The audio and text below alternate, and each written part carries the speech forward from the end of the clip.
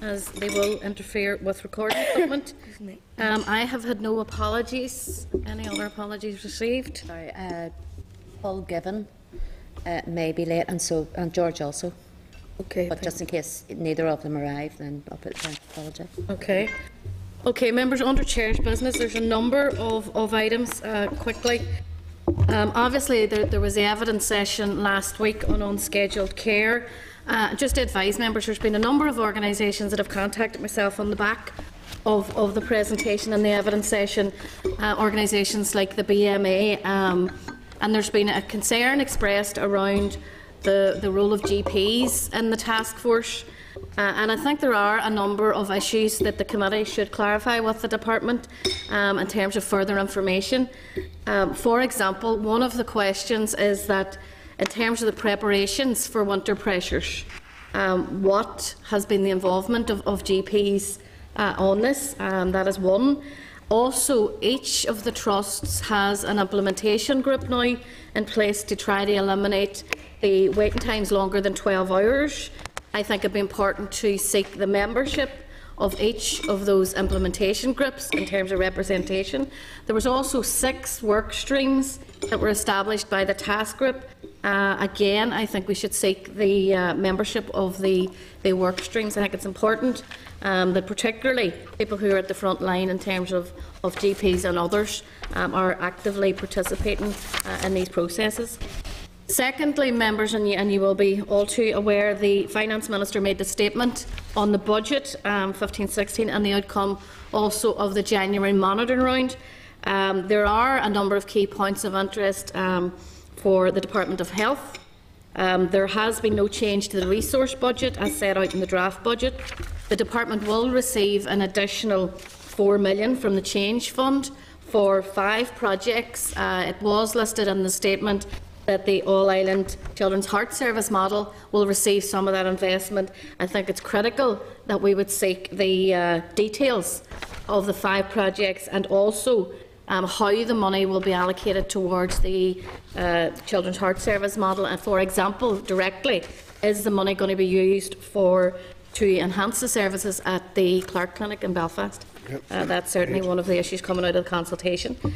Also, the Department of Finance and Personnel has indicated in the Minister's statement on Monday that they will provide an assessment of the performance of the Department of Health. I think, again, it's an important piece of work. It's certainly something that we have been very actively promoting around the current management of the health spend, that it will provide that assessment of performance as part of its monitoring round scrutiny, and that its plans for remaining within budget are robust and attainable.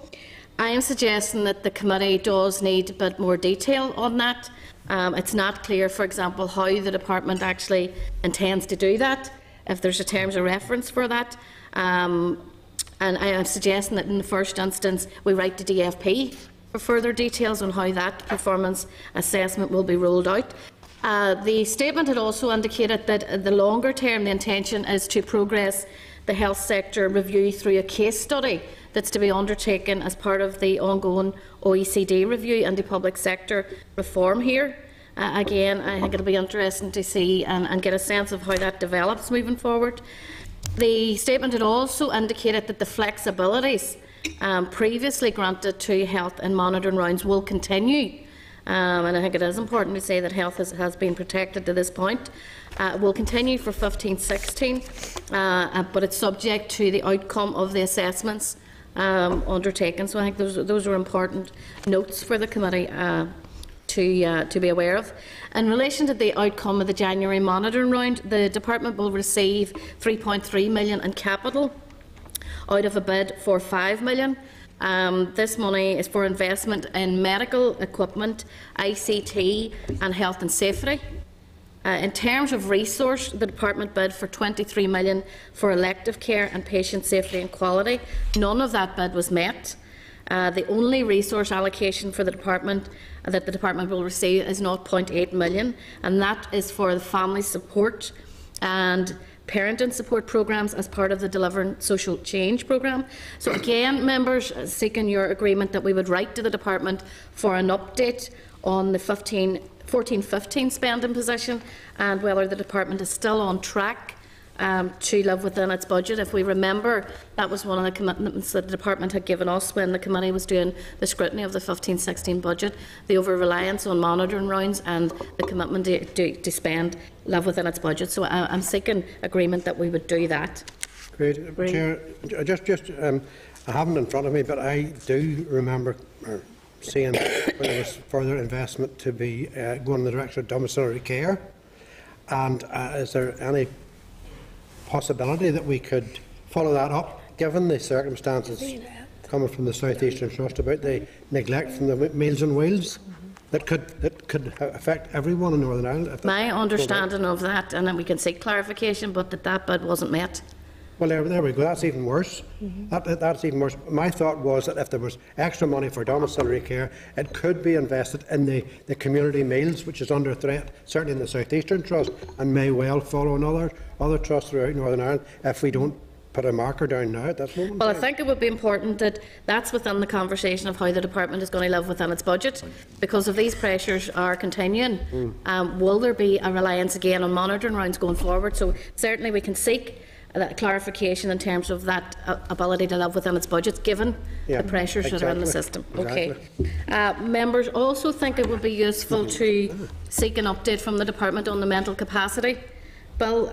We had been advised that the analysis of the responses would have been published before Christmas, and that just hasn't happened yet. So I think it would be appropriate, given the enormity of this legislation as well, that we would seek an update as to when that's going to happen, and for the latest position in terms of the timetable for introducing the bill to the Assembly, if members are in agreement with that. Agreed.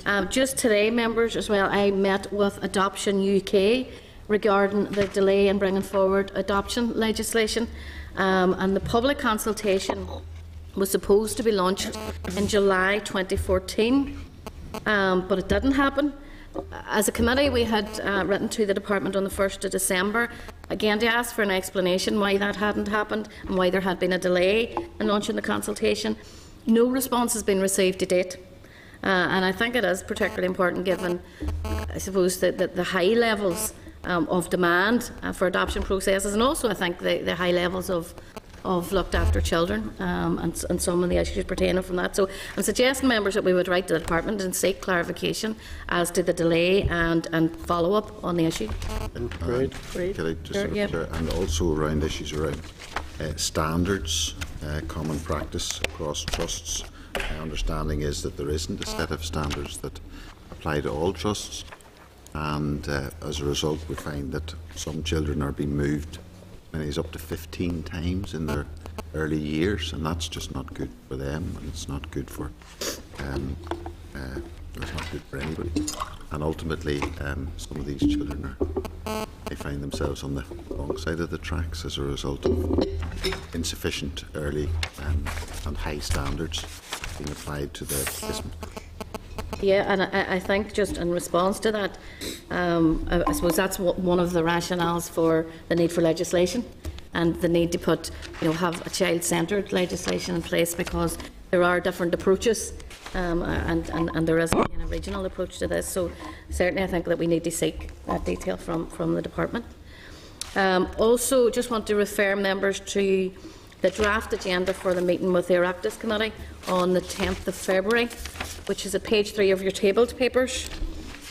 So far we have a list of 11 issues suggested by members of both committees. We'd set aside an hour and a half for the meeting, followed by lunch, which will hopefully allow all of the items to be covered. However, the Oireachtas Committee has provided a list of their top 5 priorities for discussion, so we would need to consider these, and so we can agree on our agenda order. I'm suggesting, members, and open to your views on this, that the top 3 issues listed by the Oireachtas Committee, which were the Children's Heart Surgery, the Radiotherapy Centre and deep brain stimulation treatment, would be high on our agenda. Great. And I think these are issues that are on both committees' agenda. After that, I would suggest that the committee would look at addiction issues, because there was a number of issues that were referred to from this committee around mental health and suicide, and whilst they aren't all directly linked, I think under that particular theme we could start to tease out that. So are members comfortable that that would be almost item 4? I think also, members, and again your thoughts and agreement, that it would be important to look at the plans for the air ambulance.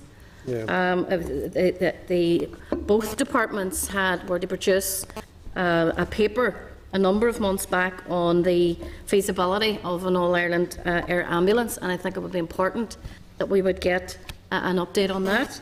The key element in that is cost. Sorry? The key element in that is cost. Very expensive to operate. And I think there was a sense that there certainly isn't the demand or the capacity in the north to sustain a service, but that potentially there may be issues on an all-island approach. The key element of that is that the ambulance service in Northern Ireland, the budget is not sufficient to operate at the standard they want to operate at. But where are they going to get the money for an ambulance in the air? Okay, but are members comfortable enough that we would tease that out with the committee? Yep. Okay, thank you. Yes, Chair, just to note that children's heart surgery is number 1 on both committees. Yeah. And given, as we all know, that the concerns there is there with parents, and the consultation ends this Friday, doesn't it? So glad to see it as top of the list. Yeah. Thank you. So I'm suggesting, members, in advance of the meeting that we would write to the department on those issues, seeking an update, so that we would be fully informed in advance of the meeting. Members, item 3 is the draft minutes of the meeting on Wednesday, the 14th of January, which are on page 6. Are members content with the minutes? Okay, members, item 4 is the food hygiene rating bill, which is the briefing by the pubs of Ulster. Just to advise members that representatives from the Cooperative Food Group were invited to give oral evidence to the bill. However, they'd indicated that they do not wish to give oral evidence and are content that their written submission adequately sets out their concerns. If the committee has any particular questions from the group, they'd be willing to provide a response in writing. So just referring members to page 12 of the meeting pack for the relevant papers. And again, advising members that a representative of Pubs of Ulster is here today to give oral evidence on the bill. Again, members will have their yellow folder which contains the information relevant to the bill, including a clause-by-clause table.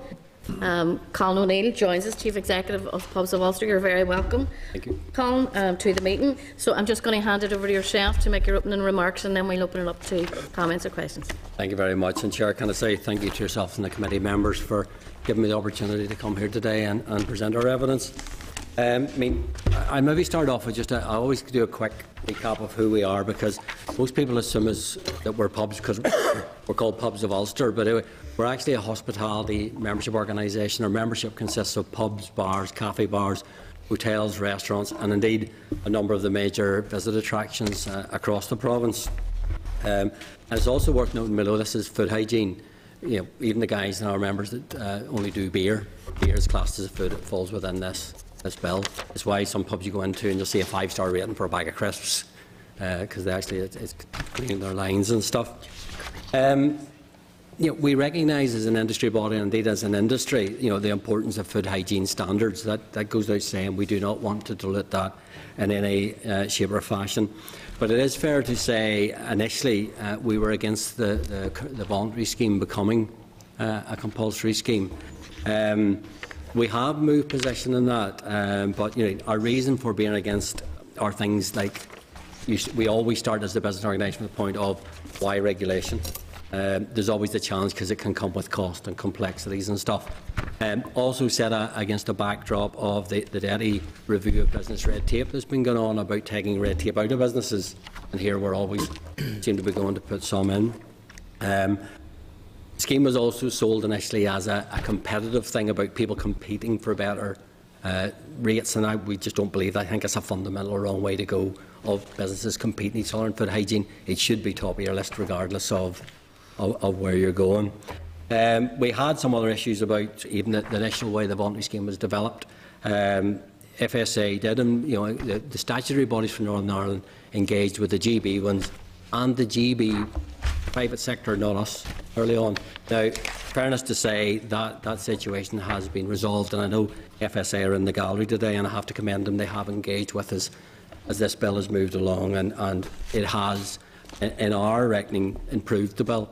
And what we see is we've moved our position to say, look, we actually now welcome the bill. We do feel there's a couple of elements in it that still need changed, but we welcome the fact that it is now in the format it is. I suppose, briefly, where our issues would lie is really in the scoring process and also how the scheme is promoted. And it's not just a case of we haven't just taken a bit of a ring round in this. As part of the actual DETI review of red tape, the hospitality sector was chosen as a pilot, and indeed I chaired the review workshops for DETI. So there was an extensive consultation, and food hygiene was one of the pilot areas they looked at. So there's extensive evidence through DETI and then through our own organisation on the sort of views of the members.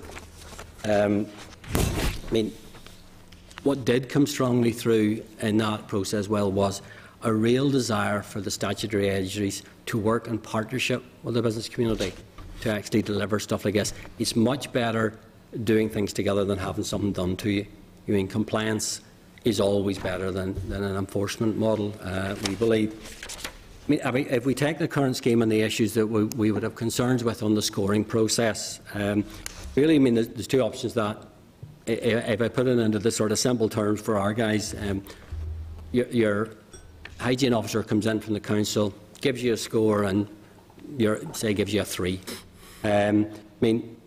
You can actually appeal that. You have 21 days to appeal that, and while your appeal is going on, your score doesn't change.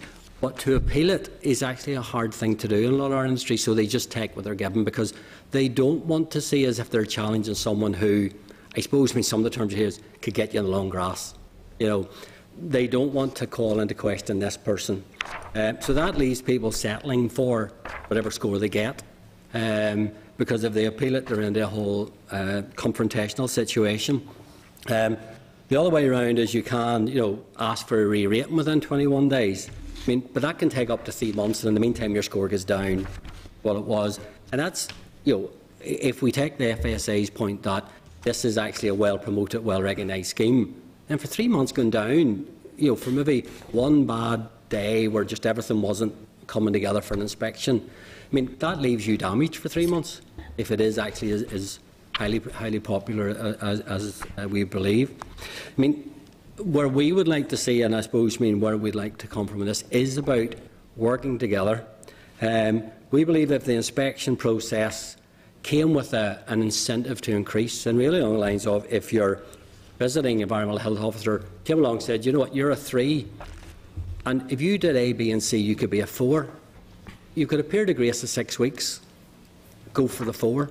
That encourages business to improve. That's working together, and that there's no confrontation there. It's actually it's more a case of, well, I want to keep in, I'll do those things, and there's an incentive there to drive on, and in the meantime you'd keep your current score. And I think that keeps an awful lot of the adversarial role out of this, because there is huge evidence that people just will not take on their EHO. The system in the bill is laid out where it's not even that person looks at it, but at the end of the day, the person who scores you knows you appealed, and they're going to be your EHO long after the appeal is over. So we do believe that would actually incentivise people and drive up the scores within the actual process, as opposed to just people settling for what they got. My understanding is, people are already achieving high scores in this. So I think if it's there, it should be structured in such a way it encourages people to actually increase. The other area we have concerns with is customer awareness. Now, fairness to FSA, they said they have the research to say that there is an awareness there. Our research would say there's a confusion about what it means, particularly when you go into things like somebody doesn't even do food and they've got a 5-star rating because it says food hygiene rather than just hygiene. And I do call the question, when you take the FSA, who are a UK-wide body, have something like 20,000 followers on Twitter, which is a huge now marketing tool. I have 5 and I'm nobody, and I live in the corner. I live in Larne. So if that's their marketing tools, they're sitting about 7,000 on Facebook. My son is more than that. So they are not, in our view, engaging to promote the schemes. There is confusion there. So we would ask that if the bill goes through, there's some element put in there that requires either the FSA or the local authority to promote the scheme.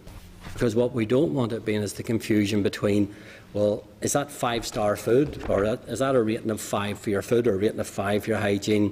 Because remember, these are in a Spar, they're in your chip van, they're everywhere. So it's not like, you've got a really upmarket restaurant or a really, high-level cuisine. We don't want that confusion there. That's a very quick summary. I would encourage the committee, the red tape review, the pilot on the hospitality sector. There were an awful lot of other elements, not particularly rating this still, but would make the system work better.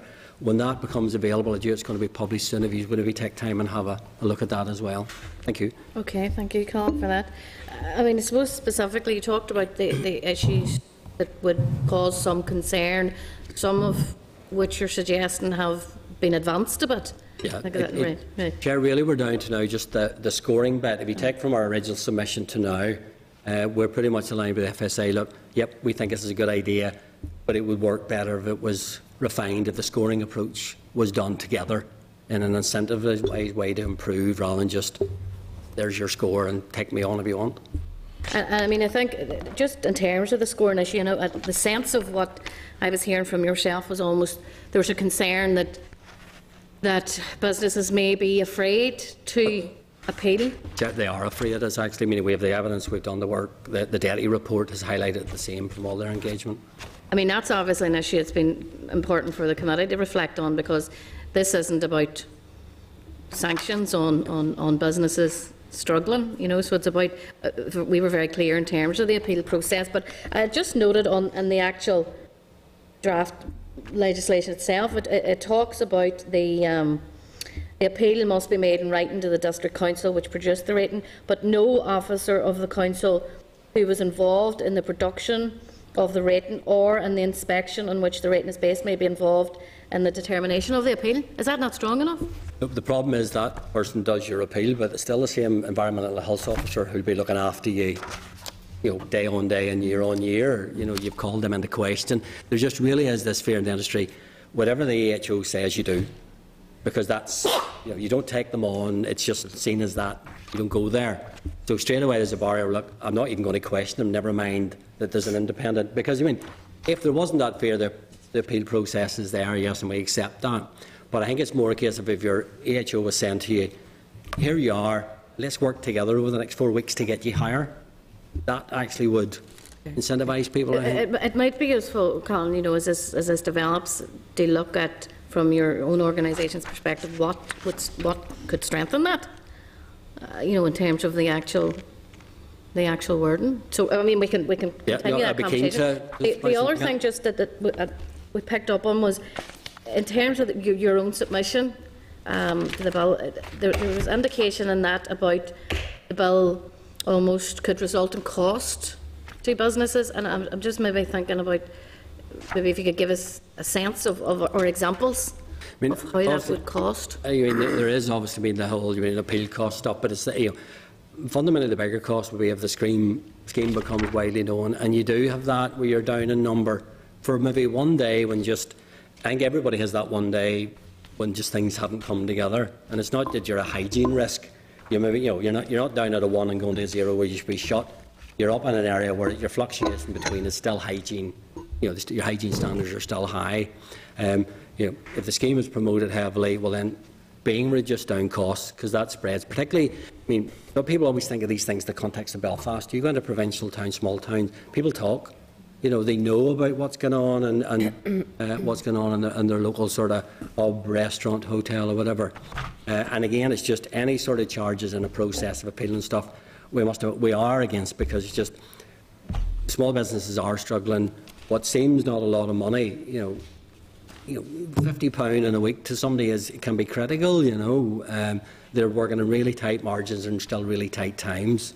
So the cost would effectively be around the appeal process? Appeal processes, and then obviously the negative impact you could have by getting a score that really isn't justified. Yeah. I'm just wondering, because assuming again, just reflecting on this, that there was no cost to the appeal process. I think that's. Initially, our initial response was, what, that obviously we've engaged with FSA, and we're not so worried about that element of it now. It's more the cost on your promotion and your awareness by your customers. Okay, thank you. And I have a number of members here. Pam? Thank you, Chair. Thank you, Colin, for coming to committee today. Just on the sticker issue in your submission, you talked about colour-coded stickers. Yep.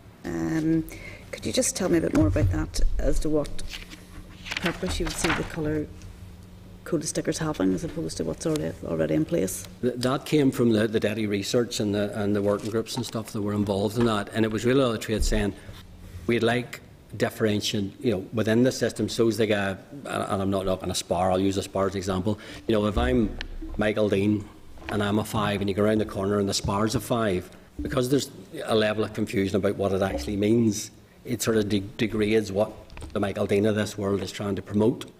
So it was a case of just basically having like an orange sticker for. I'm going to go orange and green, and maybe that's a bad place to start.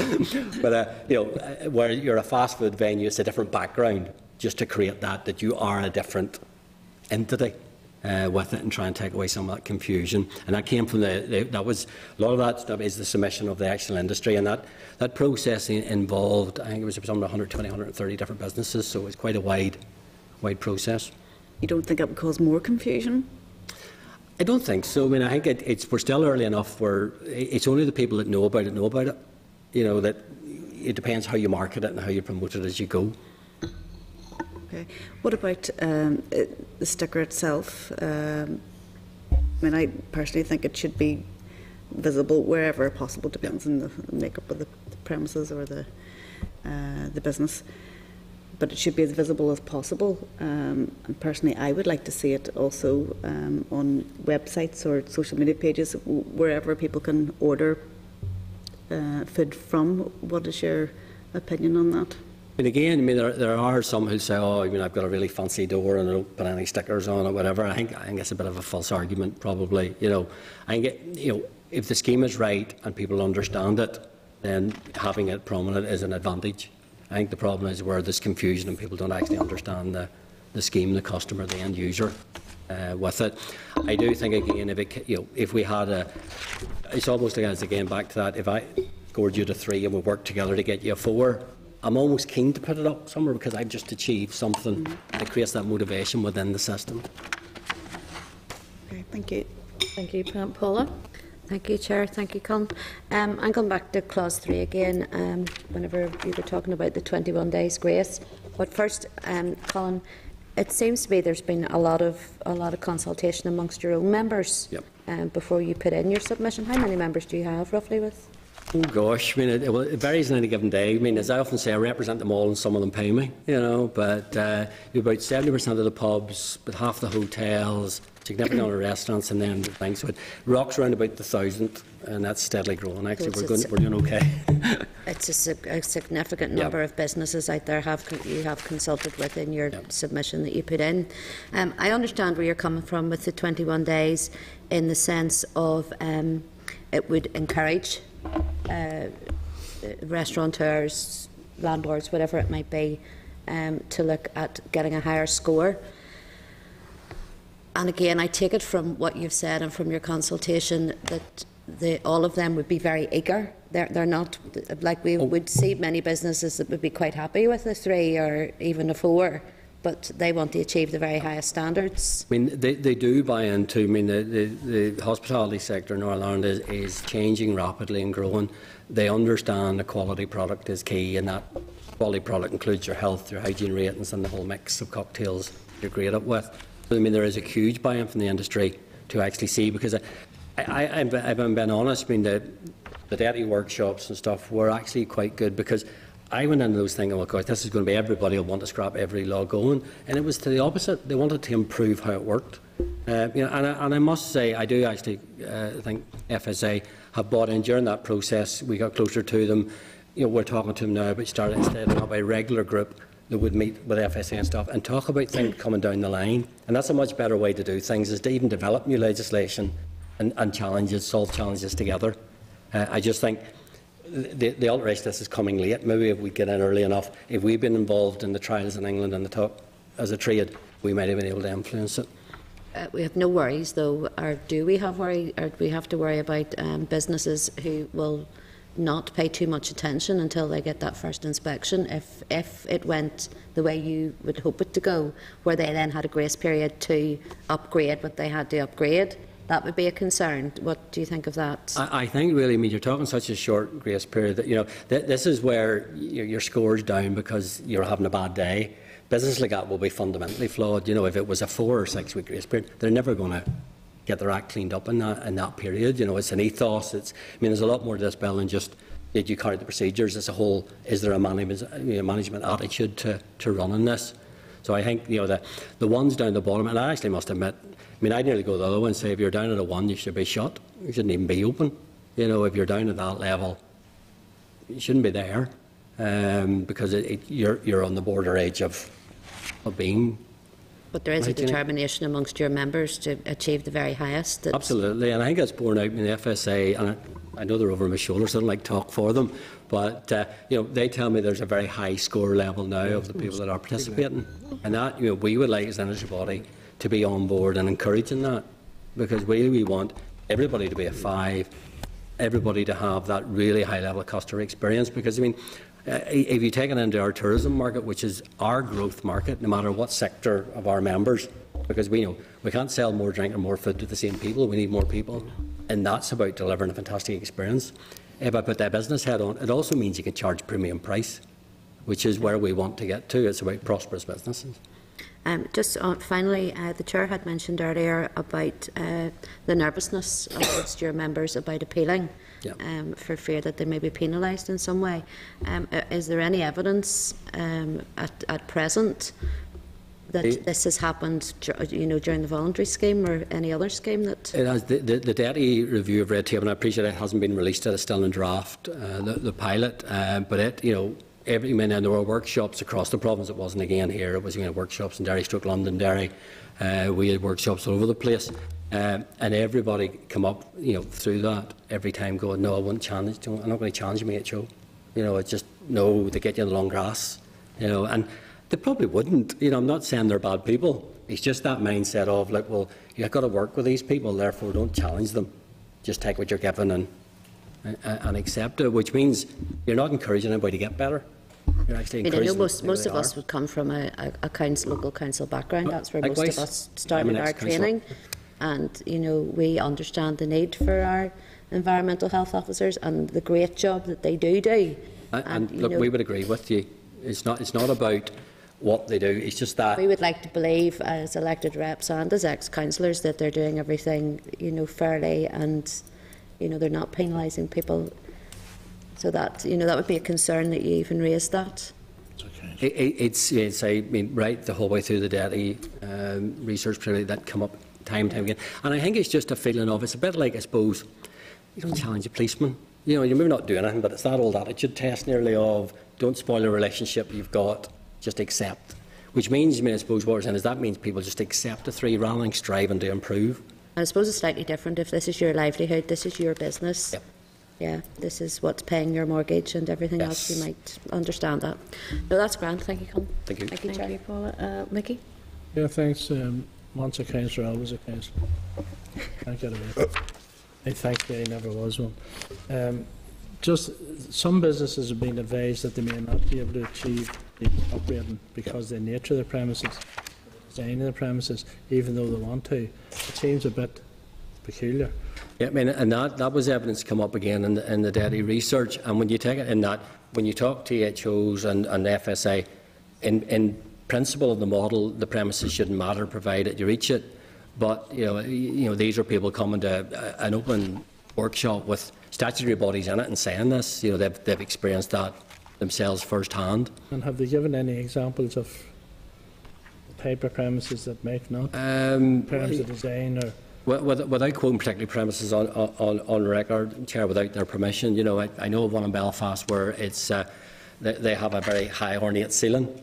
And it was unless they were prepared to run an R-sealed ceiling, they weren't getting it and stuff. And you're thinking, well, not really the ethos of what this is about. You know, the thing's sealed, it's just up, way up there, you know.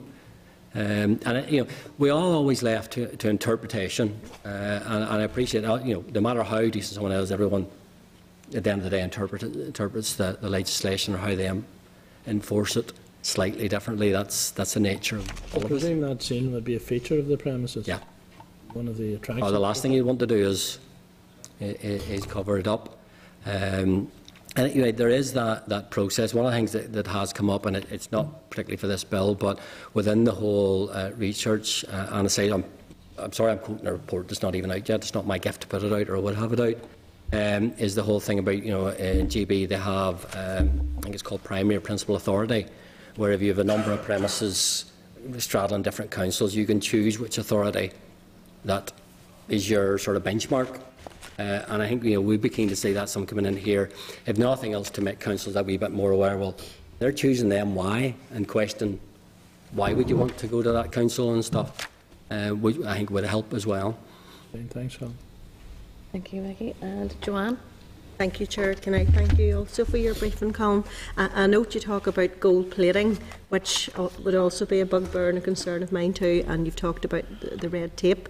Can you give any further examples of what you feel is too much gold plating? And I know it's been touched on, but I would like to hear a bit more about the experience of your members regards the physical size of the premises. And you referred to a chip van, a corner shop, and a large, restaurant. So the limitation on the premises impacting on their rating. Can you maybe outline a wee bit more, because that's certainly concerning? It's my understanding of it, and I'm not a chef, so I accept there are wiser on this than me. It's really about the whole scoring system is supposed to be about your methodology and procedures in place to ensure your hygiene is right.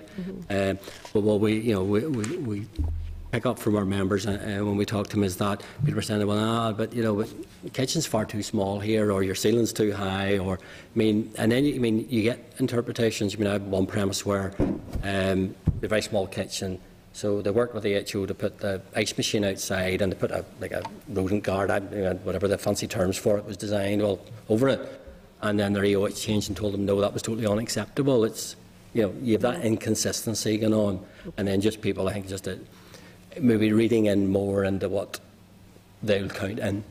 So it's the inconsistency factor that whether you have a restaurant or a corner shop, not knowing exactly where you stand with it. I know you're concerned about the inconsistencies, and you have a right to be. I was quite concerned. You talked about the potential of leaving the business damaged for 3 months because of one bad day. Is there any way of getting around that, or how, if you were designing this from the start, what would be your recommendations? It would be very much a case at the moment, as I say, you come in, you get your score, and you have the whole appeal process, or the review. And if he's not the review, your score goes down.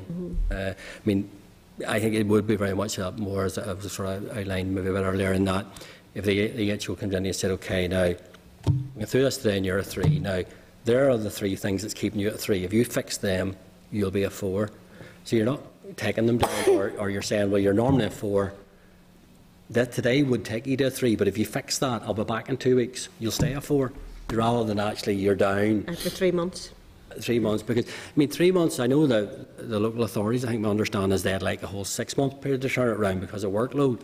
But in a private sector, 3 days is a long time. Never mind 3 months. Our guys are like, what I need fixed, I'll fix it now. Can you wait?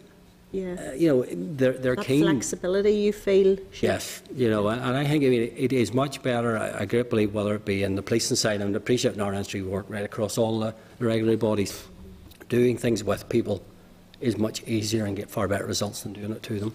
And particularly you did highlight rural businesses as well, and the fact £50 in the takings could make the difference between that business still being viable or not. So those flexibilities are very important, because we want to, yes, we need the highest of standard, but we want to ensure that the businesses are supported and not being seen as being maybe too heavy-handed. More sort of a guiding hand rather than being too heavy-handed with them. I totally agree. I live down on the coast near a small village. If the small sort of pub restaurant there score went down, everybody in the village would know that day. It's that sort of place. It would be probably the biggest news of the day. in the area. Whereas if you had an opportunity to say, well, look, you're at risk of losing that. Now, you've got a couple of weeks, and if you start this and that, I'll be back. Okay. Straight away, they'll be fixing it. And with the greatest respect to everybody, no matter where you are, you get a bad day.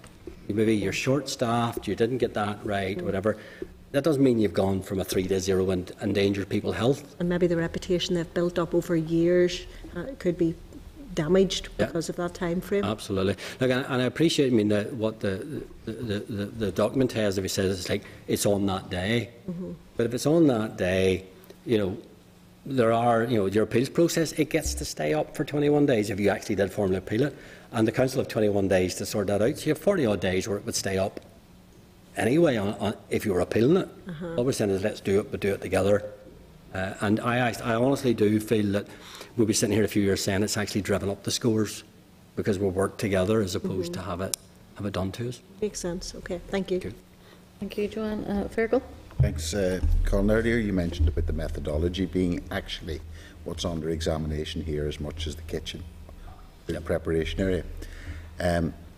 So in relation to that grace period that you're talking about, isn't there very limited room, if you like, for failing on the day? Because this isn't examining the day, this is examining the whole process, temperature, transportation, all of the issues around how you prepare the food, how your staff are trained. So isn't there very limited room for getting it wrong on the day? Well, I suppose when I mean FSA and pandemic, it is on the day they measure. It's not about what you did before or after it. And it is about, it also measures, it's the management attitude to hygiene. But if you've maybe not got the senior chef there, he's off sick, and there's some younger person in that day who doesn't quite know where all the logbooks are, and it's not his thing to do. And which, in a small business, that, whether we like it or not, that happens. It's practical sense. The young person or whoever can probably cook to the best and keep everything as hygienic as he needs to, but he's just not sure how he interprets everything. We spend most of our time on the eating side of the kitchen, but we were invited in downstairs not that long ago and donned our white coats, and quite a bit of a very, very good instruction on what makes up a test. And I have to say, I would have formed the opinion out of that it wouldn't be on the day. And I think there's room. I don't know if you've done the test or been involved. Have you done the white coat? I've seen a couple of them. Yeah. What I would suggest is that, given that it's examined the process, there would be little room for rectifying it within the short period that you're talking about either, given the depth which they go. Would you agree with that? No, I think there is room. I think some of it is just, it's not a seismic. This is not trying to take somebody from a 1 to a 5, which is, but actually, to be honest with you, in the voluntary scheme, I have a team of students who can come in and take you from a 2 to a 4 within 6 weeks. And we do. We charge members and send them in. So it can be done. It's just getting it right. And I think it isn't about trying to take someone who's terrible and say, well, you have 6 weeks to come up from pretty well a 1 to a 4. It is actually saying to someone, this is where you're a 4, and for some reason you've slipped down for 1, and the potential of that to damage your business. Whereas, look, we'll work with you and get you back up. Okay, and just one other quick point. You're talking about encouraging people. Don't people need something there to more than encourage them? And is that true because we don't have as many people as we should have on the voluntary scheme? No, I think again it's the voluntary scheme. Just it's not promoted to a level that they see it as an important part of their business. So if it's not a key part of your business and it confuses your customer message, you don't go there. I think that's why it does need to come with a promotional requirement within it. It's got to be promoted and explained what it is. Okay, that's gone for me. Thank you. Okay, I don't think there's any other members who have indicated. Colin, thank you very much. Thank you very much indeed. Thank you for your information and evidence today, and we'll reflect on that as it goes forward. Thank you for your time. Thank you. Members, moving on to item 5, which is the Health and Social Care Safety and Quality Bill, Regulation of Healthcare Professionals. It's a report on the legislative consent motion. Just reminding members that the committee agreed last week that we were content to support the Department in seeking the Assembly's endorsement of the LCM on the regulation of healthcare professionals, advising members that a draft report on the committee consideration of the LCM is at page 17 of the meeting folder. So I'm going to ask members if they have any proposed amendments to the draft report.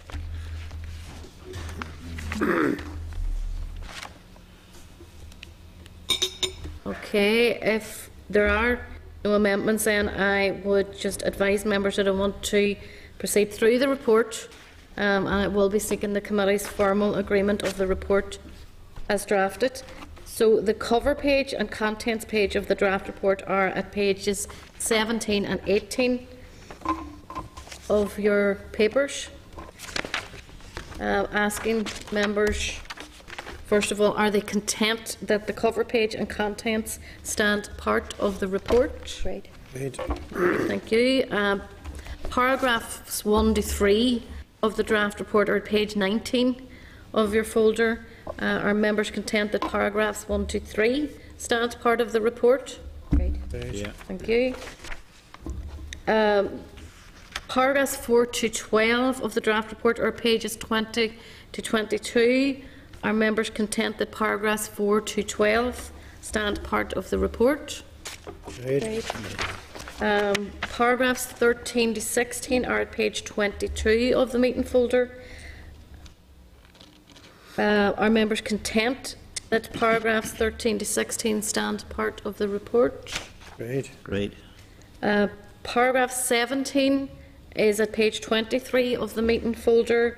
Are members content that paragraph 17 stand part of the report? Great. Are members then content that the appendices stand part of the report? Great. I put the question, are members content that the report of the Committee for Health, Social Services and Public Safety on the legislative consent motion to allow inclusion of the provisions in relation to the regulation of healthcare professionals in the Health and Social Care Safety and Quality Bill be laid in the Business Office to comply with the required timescales as set out in Standing Order 42A7. Great. Just advising members then that the agreed report will be issued to the Department of Health, circulated to all MLAs and published on the committee website at the earliest opportunity. Members, item 6 is an SR, the Safeguarding Board for Northern Ireland Membership Procedure, Functions and Committee, Amendment number 2, 2014. I'm referring members to page 48 of the meeting folder for the relevant papers, reminding members that there was some discussion around this previously. The committee had considered and approved the SL1 for its rule at its meeting on the 5th of November 2014 after voting on the issue. Since that, there has been no changes to the policy content since the SL1 was submitted to the committee, and the Examiner of Statutory Rules has no technical issues to raise.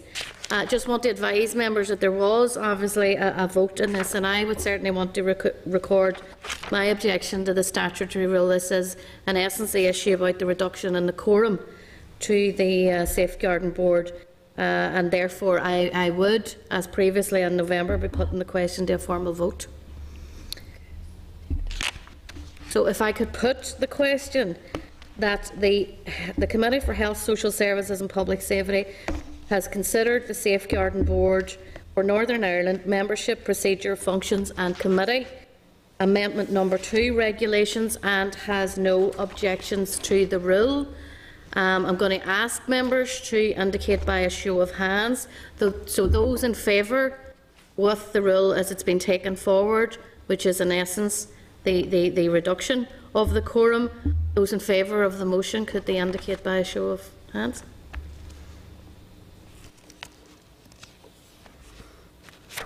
Okay, those against the motion? Okay. Any abstentions? Okay. Can I ask the clerk just to give the result of the vote? Well, 3 members voted in favour of the question and 5 members voted against, so the question falls and the motion isn't passed. Okay. Okay, and that is now referred back to the department. Is that the appropriate? Yes, Chair, we will write to the department on behalf of the committee to advise that the rule was not approved by the committee. Okay. Okay, members, thank you for that. Item 7, members, is an SR 2014 number 318, which is the Health and Social Care Bodies Membership 2014 at page 60 of the meeting folder. Again, reminding members that the committee considered and approved the SL1 for this rule at our meeting on the 10th of December 2014. There have been no changes to the policy content since the SL1 was submitted to the committee, and the Examiner of Statutory Rules has no issues. So are members content with the statutory rule? Agreed. Therefore, the Committee for Health, Social Services and Public Safety has considered SR 2014 number 318, the Health and Social Care Bodies Membership Amendment Regulations 2014, and has no objection to the rule. Item 8 is an SR 2014 number 319, which is the General Dental Services Amendment number 2 Regulations, page 70 of the meeting folders for the relevant papers.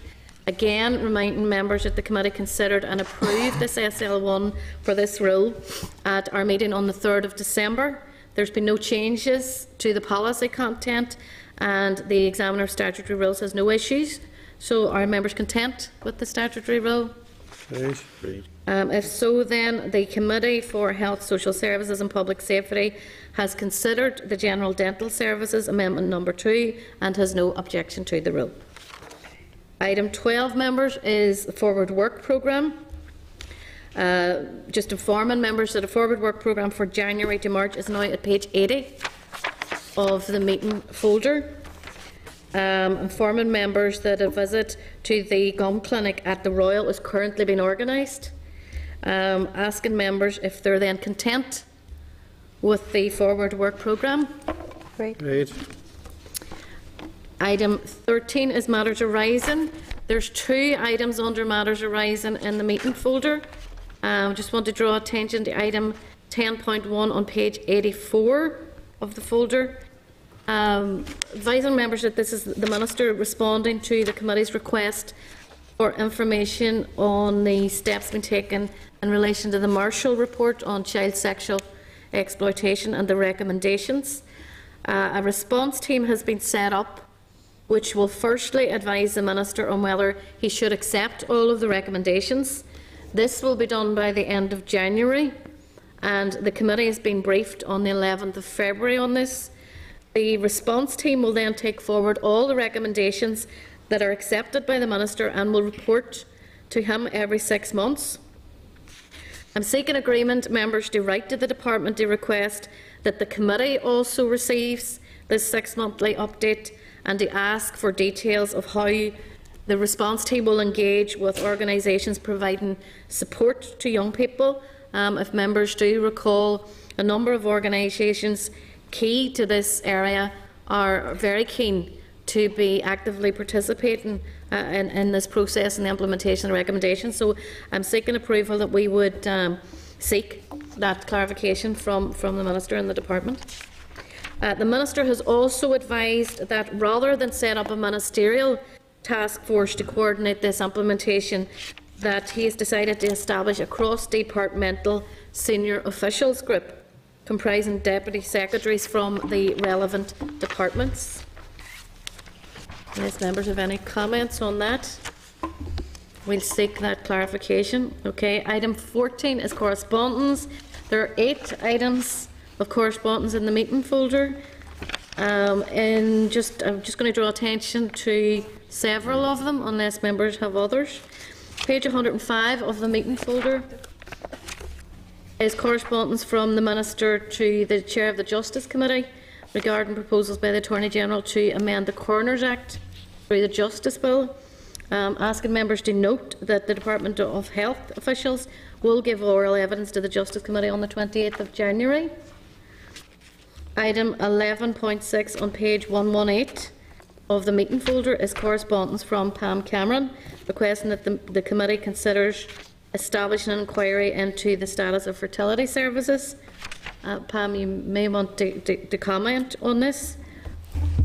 Yes, Chair, and I know there's, well, it doesn't appear today, but there's usually a very heavy workload on the committee, so, but it would be good if the committee would consider it, or any other assistance that they can give to the infertility group. I know you've been present at some of the meetings and share some of the concerns with the all-party group.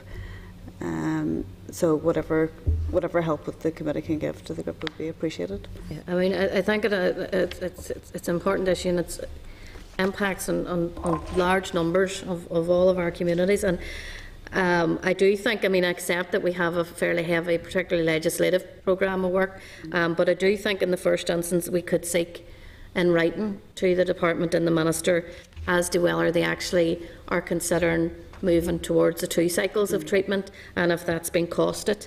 One of the other things that we may want to consider pending that response is the potential of a committee motion on the issue. So if I can seek agreement that we could do that and then reflect on the response. That'd be great, Chair. Thank you. Thank you.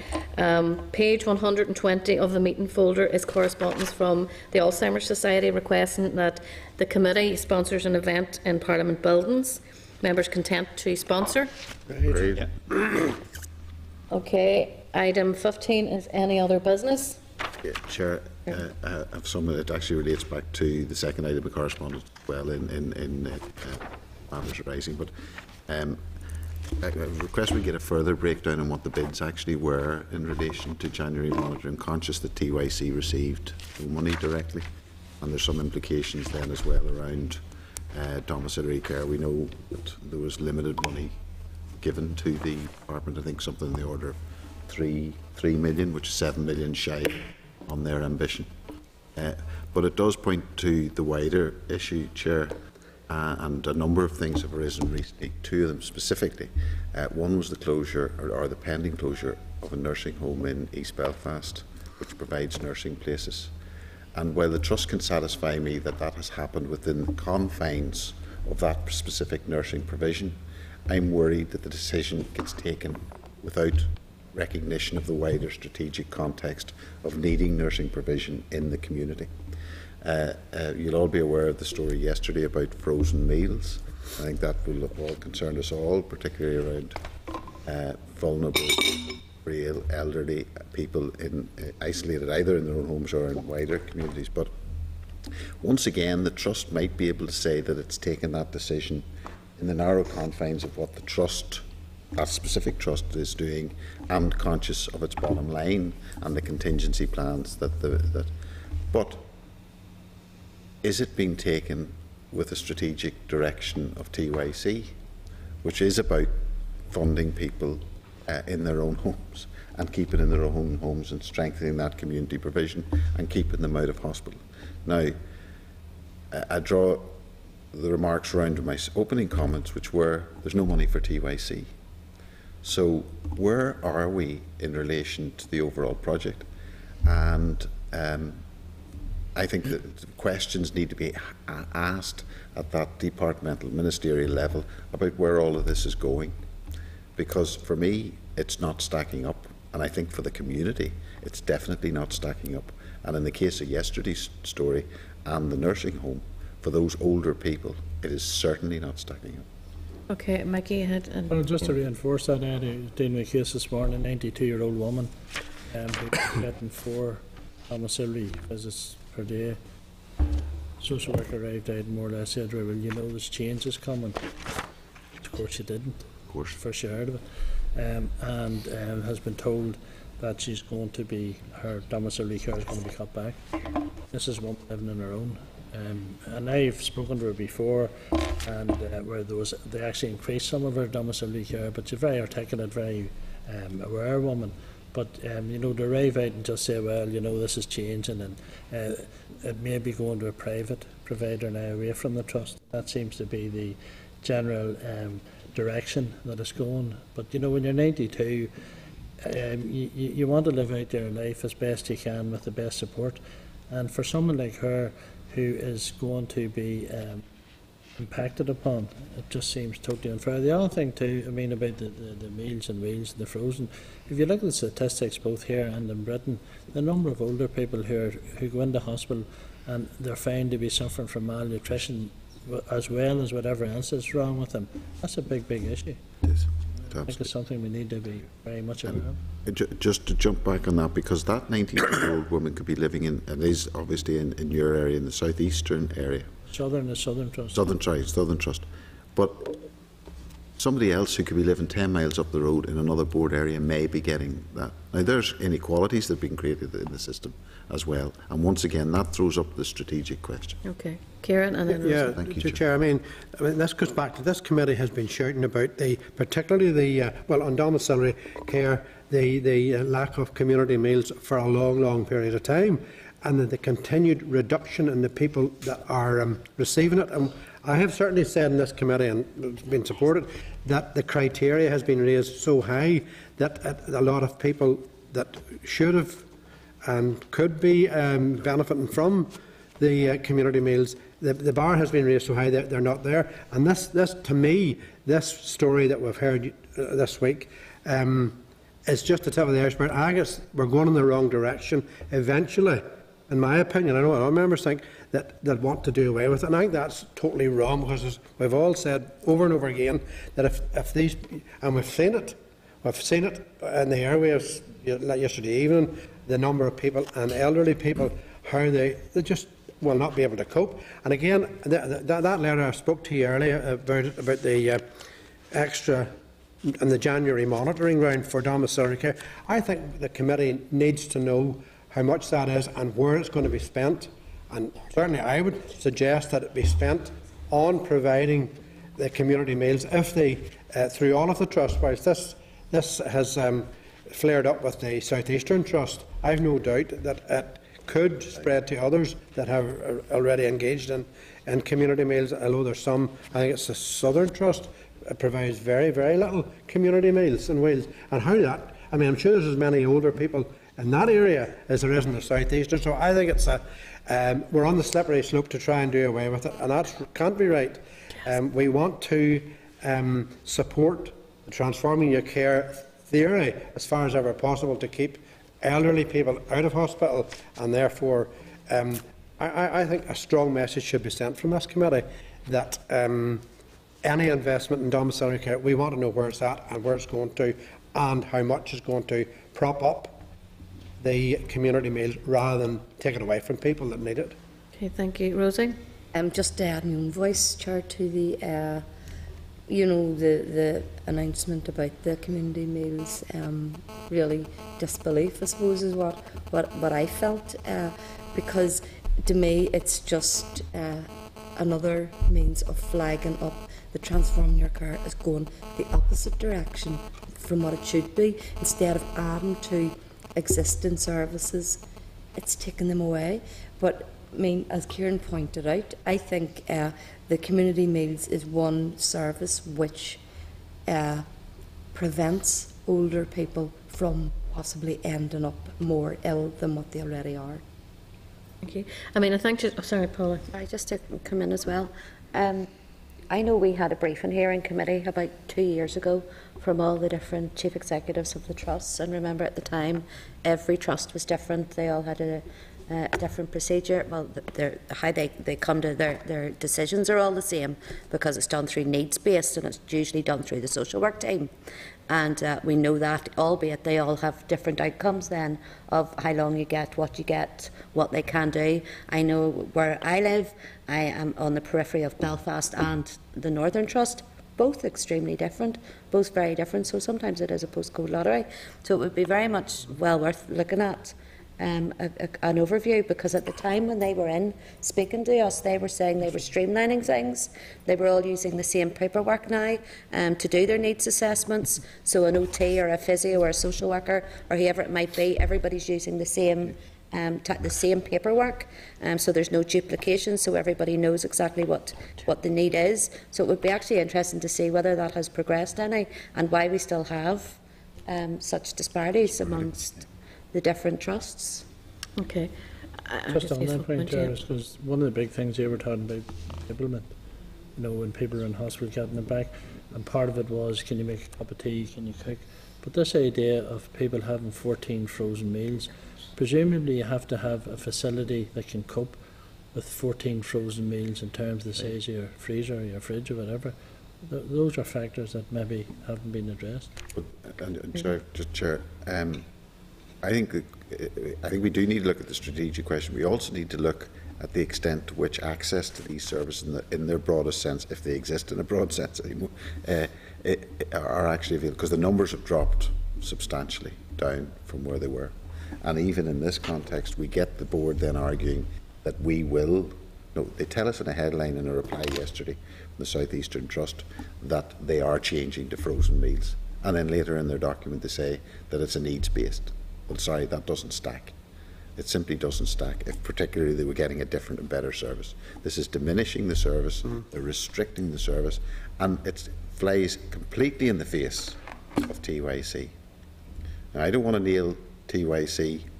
I've been critical, but critical, from the point of view of asking where the money is, asking where the measurements are, asking where the outcomes are. And we've spent the last year and a half doing that.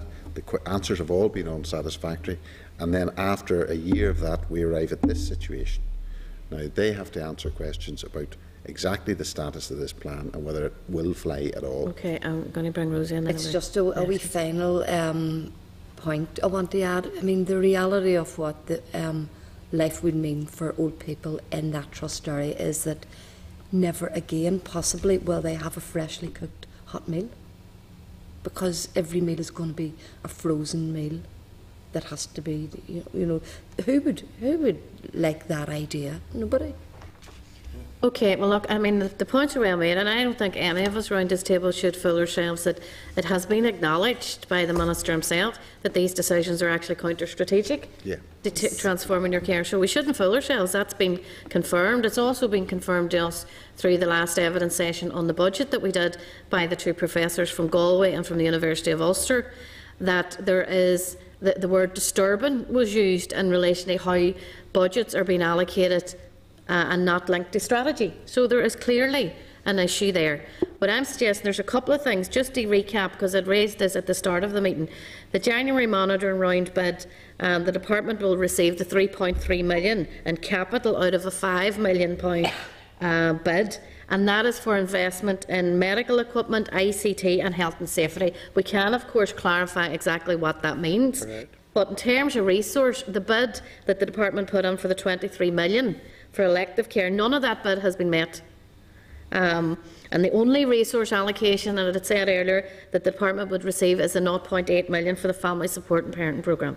What I'm suggesting, members, that we do, because I think we are saying the same thing, that I had sought agreement earlier that one of the commitments that we were given through the evidence session from the department was the commitment to live within its budget. And what I am saying is we seek back from the department, are they still saying that they can do that, given all of the pressures that have been outlined and the increase in pressures across the system? Are they still in a position that they can give us that commitment and there won't be an over-reliance on monitoring around and monitoring? And I think that will open up all of those other conversations. Okay, members? Okay. Thank you. Date and time of next meeting is 28th of January, starting at 2 o'clock here in the Senate. Thank you. Thank you, Chair.